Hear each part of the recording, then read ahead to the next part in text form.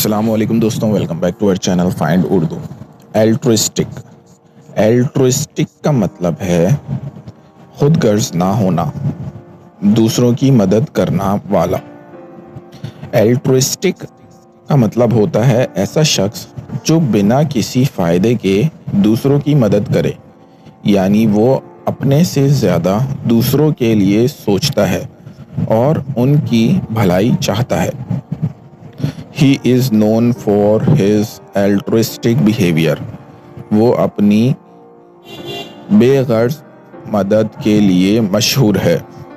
तो दोस्तों, एल्ट्रुइस्टिक का मतलब है बेगर्ज मदद करने वाला।